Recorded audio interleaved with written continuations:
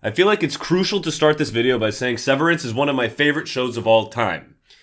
Or it was, but we'll get to that in just a sec.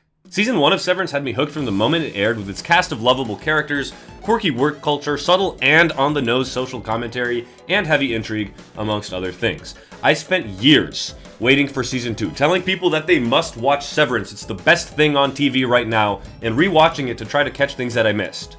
And while I will say that Season 2 is probably still some of the best TV right now, which doesn't say a lot, I often found myself disappointed while watching this season. And I'm sure there's going to be 500 trillion videos saying why Season 2 of Severance is goated, but I want to talk about both sides. So as always, let's start with a very brief recap and overview of Season 2. After the events of Season 1, and perhaps one of the greatest season finales of all time, we're thrust back into the world of Lumen, with Mark waking up on the severed floor only to find that Lumen has made serious changes. Not only is Miss Cobell replaced by Mr. Milchick and workers have to report to a literal 12-year-old, but Mark finds himself working with a brand new cast of characters. I'm sure they'll be important later. Whoops, I was wrong. Those losers get insta-punted for our beloved cast of characters to come back, with Lumen bending over backwards to keep Mark happy. The innies are happy to see one another and share stories of their experiences outside, while Helly struggles to turn on a computer. On the outside, Mark is still sad his wife died or something, I don't know. I didn't watch the show. I'm just getting ahead of the comments after this video telling me that I didn't. And for the first time this season, we follow the Audis, dealing with the aftermath of the overtime contingency. Ultimately, we know how this ends, considering the workers are back, so I'll spare you the details, but importantly, Mark asks his neighbor, Miss Cobell, for information about his wife before she tries to commit vehicular manslaughter. We then cut back to the innies with Mark and Helly trying to find Miss Casey, a severed version of Mark's wife, but instead stumble upon a LeBron breeding grounds. We learn about the exports haul from our favorite dog-loving, boy-loving father, and Dylan's innie gets visited by his Audi's wife. I sincerely hope they don't kiss. That would be scandalous. Mark's Audi then tries to blind himself in order to send a message to his innie, but is stopped by a Lumen genius whose resume includes killing a man and accidentally killing a man. She tells Mark, "You're an idiot, I got this," and Mark begins his reintegration. Whoa! This is going to be important later. Whoops, I was wrong. Next, the innies find themselves outside for the first time, in an entire episode dedicated entirely to a culty, strange, Kira-inspired camping trip. Importantly, Mark and Helly chill in a tent together or something, I don't really know what that's all about, and Irving somehow manages to dodge hypothermia and is visited by the Temper Woe. He then reveals to everyone while attempting murder that Helly is in fact Helena Egan, not severed, and has been a mole this whole time. Who would have guessed? And they fire Irving. Rip to a real one. Following the events of the retreat, everyone goes back to work, including real Helly, who's brought up to speed. Dylan finds directions to the exports hall, and Irving on the outside is followed by his lover on the inside, and invited to dinner. In the next episode, Mark and Helly have sex, Dylan and Gretchen kiss. Fuck! I knew it. And Irving visits Bert and his partner for dinner. Dinner's very weird, they talk about Lumen like it's a cult or something. Anyway, on the outside, Mark sees Helena, who approaches him in a restaurant, which causes him to spiral when thinking about his wife, and elects to undergo a dangerous reintegration procedure. Which was a plot point like 3 episodes ago, and will not be a plot point afterwards. Mark ends up having a seizure due to the procedure and collapses. In flashbacks, we get Mark and Gemma's backstory in an episode which not only gave fans what they wanted to see, but humanized and contextualized Mark and Gemma's relationship in a way we hadn't known. In the present, we finally see Gemma, who is an Audi in the exports hall, going from room to room, turning into a different innie each time, 24 in total. Mark is needed to complete her 25th. Mark's sister Devin is worried about Mark's state and calls her arch nemesis, which causes Regabi, who did the reintegration procedure, to leave. Good thing Devin called Cobell, because we cut to an entire episode of her in Salt's Neck, a Lumen-run town overrun by drug addicts. We learn a bit about her backstory, including the fact that it was actually she who basically invented everything ever. And I mean everything ever. The phone you're watching this on? Cobell. Will this be important later? No, not really. Mark and Devin then meet Cobell, who tells the two that Gemma will die if any Mark's work is completed. Mark then elects to ask no questions about that whatsoever. Meanwhile, Dilly's innie tries to quit after a domestic dispute including himself, his wife, and himself, and Irving is taken to God knows where by Bert. The season finale begins with Audi Mark asking his innie to sacrifice himself in order to save Gemma, to which innie Mark says, "Go fuck yourself." No better way to prove a point than to show up to work, am I right? God, I love working. Mark shows up at Lumen in order to complete Gemma's final persona, but is convinced by Helly to help his Audi afterwards, as their love is forbidden. Mark completes the file, and just when you think he might go do the plan, he stands and watches a band for approximately 57 minutes before finally going in to save Gemma. Meanwhile, Gemma tests her final persona that Mark just created, while the CEO of Lumen watches from afar. Mark struggles to open an elevator door and is confronted by a man with tattoos on his knuckles, so you know he's fucked, but not really because guns are OP and goat women are strong and independent. Mark rescues Gemma from the exports hall and manages to get her away from any severance-inducing area, but right before he joins her as his outie, his heart falters as he turns around and walks back into Lumen and into Helly's arms, amidst all the chaos he just caused. And scene. That was Season 2 in a nutshell, and saying all of that made me realize that a lot more happened in Season 2 than I initially thought, but that is not necessarily a good thing. Let's discuss.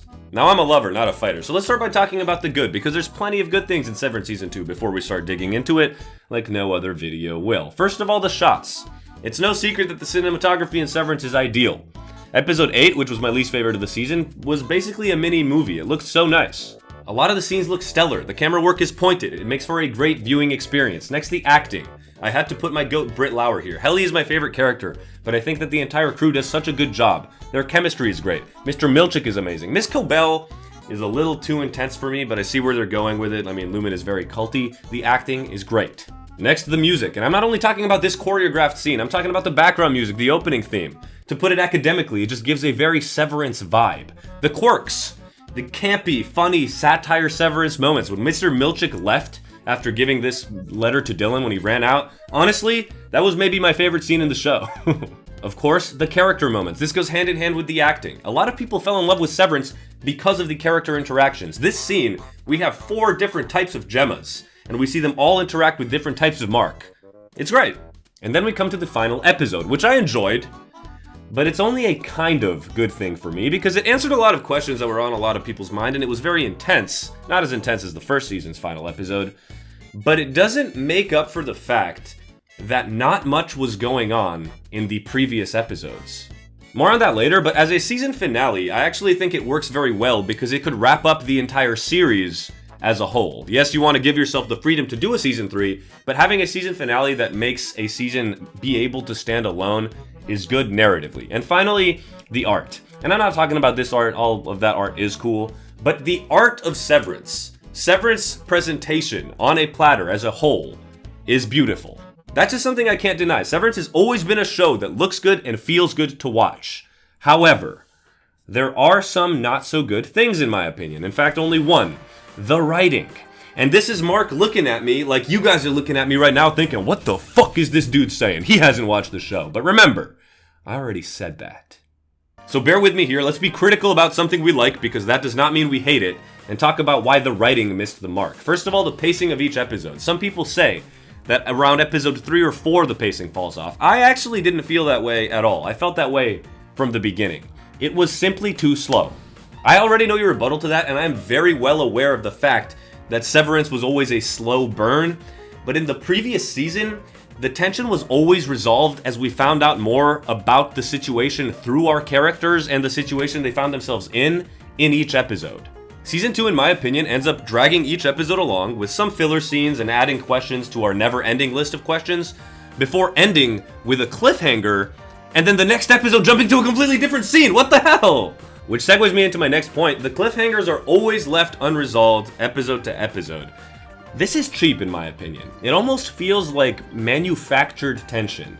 Narrative threads are seemingly never resolved or brought back up, and constant jumps make for a viewing experience that takes the wind out of your sails on a weekly basis. And this happens for a couple of reasons that we'll see more of in these slides.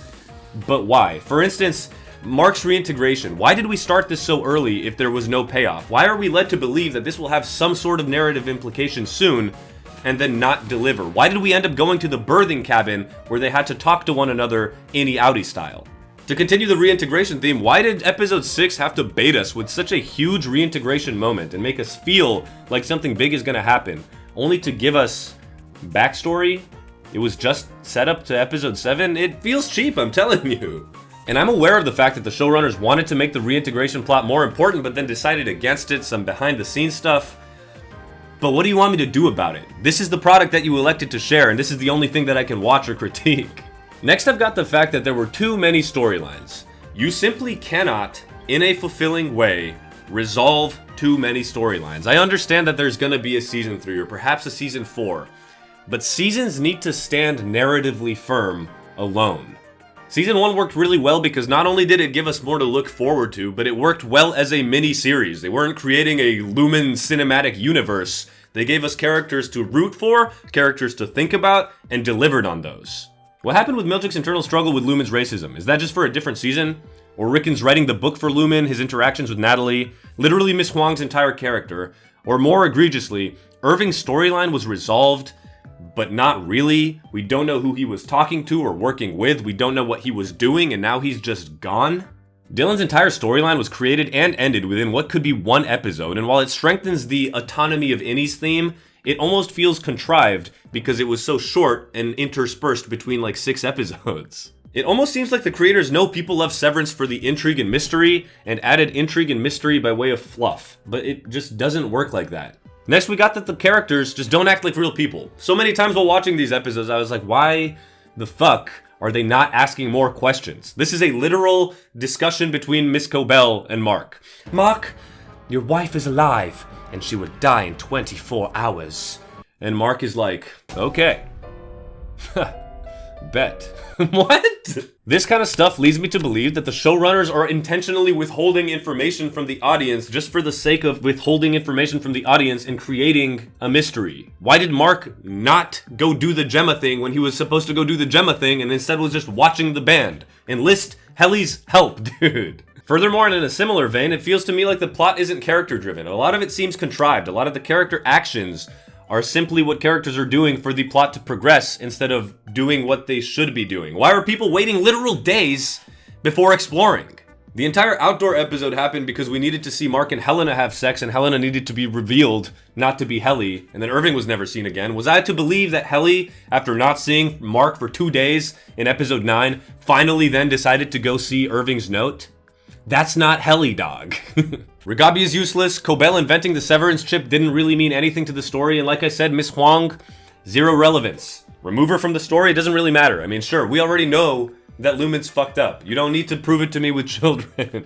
All that to say, in a word, it just feels inconsequential. The character actions make little sense, hold little weight, storylines are all over the place, and compared to what we were left with at the end of season 1, a pointed satire about company culture and a discussion about who we are, season 2 just feels directionless to me. So that was fun. In conclusion, what can we say about Severance season 2? I do not regret watching it. I still had a good time, and again, finding good TV is honestly seemingly getting rarer and rarer, and I will give credit where credit is due. Severance is beautiful. I love quirky Severance moments. The acting was dope. But for me, it lost the plot in its writing, and in regard to the showrunners, stay with me here, it feels almost too pretentious now. Like they knew they had a great thing and they were like, oh yeah, we're geniuses. And I know Severance has a devout fan base that's almost culty in a way, which is weird considering the themes of the show, but I urge you not to conflate the depth of the show and a nescient audience. Sorry, I know, I'm being a little too verbose here. I'm gunning for Sexiest Man Alive 2025. What I mean to say is that you don't like it because you don't get it is not a strong argument for a season that struggled narratively, left us in the dark for extended periods of time, bounced around directionlessly in my opinion, but maybe I'm an idiot. Media literacy is dead after all. So with all that being said, 7 out of 10. It's still good, it's fine, it's fine.